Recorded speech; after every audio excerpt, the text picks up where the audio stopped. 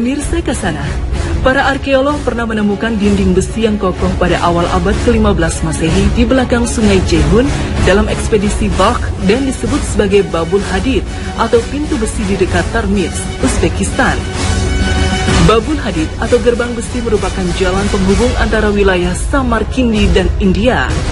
Apakah temuan ini benar sebagai dinding besi kokoh yang mengurung bangsa Yajuj dan Majuj? Abdullah Yusuf Ali dalam tafsirnya menyebutkan bahwa di distrik Hisar, Uzbekistan, 240 km di sebelah tenggara Bukhara, ada celah sempit di antara gunung-gunung batu. Letaknya di jalur utama antara Turkestan ke India dengan koordinat 38 ON dan 67 OE. Tempat itu kini bernama Buzgol Kana dalam bahasa Turki, tetapi dulu nama Arabnya adalah Bab al-Hadid atau pintu gerbang besi. Orang Persia menyebutnya Dar-i Ahani, orang Cina menamakannya Timenquan, semuanya bermakna pintu gerbang besi.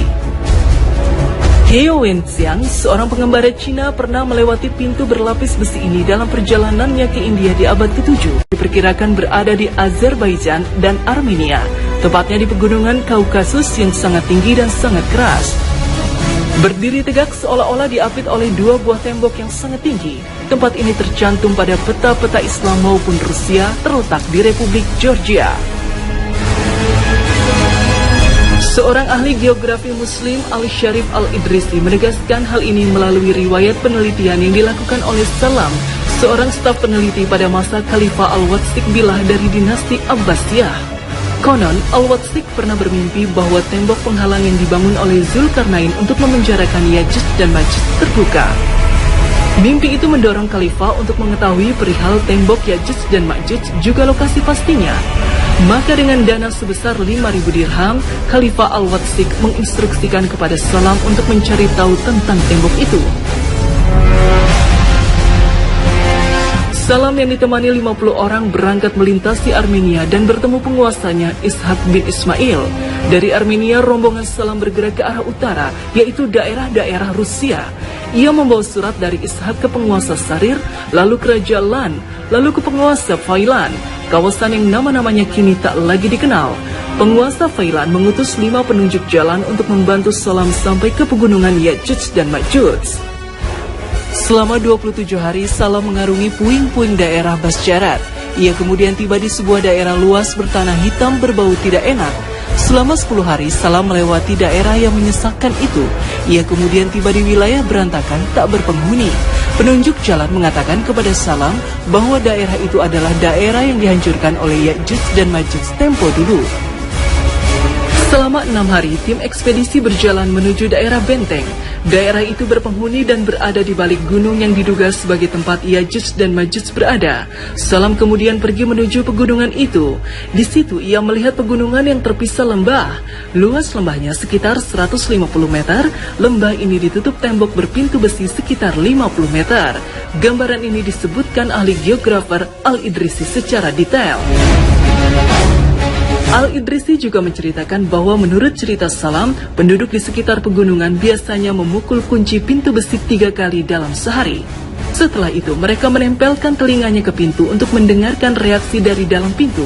Ternyata mereka mendengar gema teriakan dari dalam.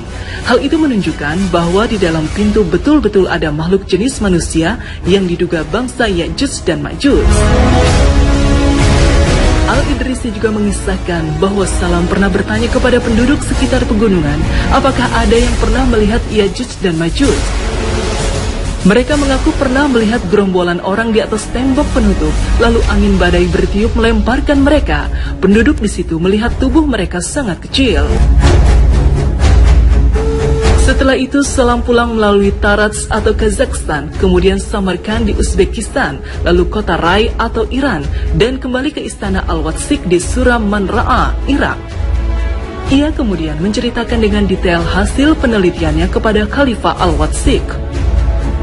Lokasi tempat tembok yang mengurung Yajuj dan Majuj yang diceritakan Al-Idrisi sesuai dengan penjelasan seorang pengelana muslim terkenal, Ibnu Batutah, yang menyebutkan lokasi pegunungan Yajuj dan Majuj berada sekitar perjalanan 6 hari dari Cina. Soalnya di sebelah barat Laut Cina adalah daerah-daerah Rusia. Pemirsa Kasana, Yajuj dan Majuj adalah kaum yang banyak keturunannya. Menurut mitos, mereka tidak mati sebelum melihat 1000 anak lelakinya membawa senjata. Mereka taat pada peraturan masyarakat, adab dan pemimpinnya. Ada yang menyebut mereka berperawakan sangat tinggi sampai beberapa meter, dan ada yang menyebut tubuh mereka sangat pendek, hanya beberapa sentimeter. Konon, telinga mereka panjang, tapi mitos ini tidak ada dasarnya. Al-Quran Surat Al-Kahfi ayat 94 menyebut Yajuj dan Majuj adalah kaum yang kasar dan biadab, sebagaimana firman Allah Subhanahu wa Ta'ala. Mereka berkata, "Hai Zulkarnain, sesungguhnya Yajuj dan Majuj itu orang-orang yang membuat kerusakan di muka bumi. Maka dapatkah kami memberikan sesuatu pembayaran kepadamu, supaya kamu membuat dinding antara kami dan mereka?" Mereka sering mengganggu, menyerbu, membunuh suku-suku lain. Mereka pembuat onar dan sering menghancurkan suatu daerah. Oleh karena itulah masyarakat mengadukan kelakuan suku Yajuj dan Majuj kepada Raja Zulkarnain. Maka Raja Zulkarnain dan bala tentaranya menggiring dan mengusir Yajuj dan Majuj ke sebuah pegunungan, lalu menutupnya dengan tembok dan pintu besi yang kokoh. Lalu siapakah Zulkarnain? Menurut orang-orang barat, Zulkarnain adalah Iskandar bin Philips al-Makduni al-Yunani, orang Macedonia, Yunani. Ia berkuasa selama 330 tahun, membangun kota Iskandariah dan murid Aristoteles, memerangi Persia dan menikahi putrinya, mengadakan ekspansi ke India dan menaklukkan Mesir. Imam Asy-Syaukani menolak pendapat itu karena hal ini mengisyaratkan bahwa ia seorang kafir dan filosof, sedangkan Al-Quran menyebutkan, "Sesungguhnya kami telah memberi kekuasaan kepadanya di muka bumi, dan kami telah memberikan kepadanya jalan untuk mencapai segala sesuatu." Quran Surat Al-Kahfi 84. Zulkarnain artinya pemilik dua tanduk karena kekuasaannya yang sangat luas, mulai ujung tanduk matahari di barat sampai timur. Menurut Ibnu Abbas, ia adalah seorang raja yang soleh. Ia seorang pengembara dan ketika sampai di antara dua gunung antara Armenia dan Azerbaijan, atas permintaan penduduk yang sering diganggu Yajuj dan Majuj, Zulkarnain membangun sebuah dinding pemisah. Zulkarnain kemudian memerintahkan biji besi dicurahkan ke lembah antara dua bukit, lalu api dinyalakan sampai besi mencair. Maka jadilah tembok logam yang licin dan tidak bisa dipanjat. Sejak itu, kaum Yajuj dan Majuj terkurung dengan rapat, tidak akan keluar dari kurungannya sebelum janji Allah tiba.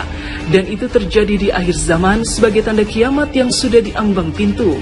Mereka keluar setelah Nabi Isa alaihissalam turun dan membunuh Dajjal.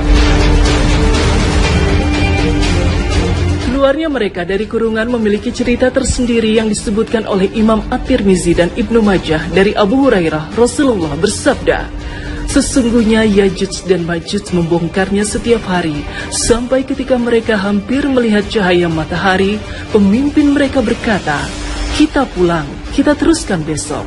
Lalu Allah mengembalikannya lebih kuat dari sebelumnya. Ketika masa mereka telah tiba dan Allah ingin mengeluarkan mereka kepada manusia, mereka menggali. Ketika mereka hampir melihat cahaya matahari, pemimpin mereka berkata, 'Kita pulang, kita teruskan besok insya Allah Ta'ala.' Mereka mengucapkan insya Allah. Mereka kembali ke tempat mereka menggali. Mereka mendapatkan galian seperti kemarin. Akhirnya mereka berhasil menggali dan keluar kepada manusia. Mereka meminum air sampai kering dan orang-orang berlindung di benteng mereka. Lalu mereka melemparkan panah-panah mereka ke langit dan ia kembali dengan berlumuran darah. Mereka berkata, 'Kita telah mengalahkan penduduk bumi dan mengungguli penghuni langit.'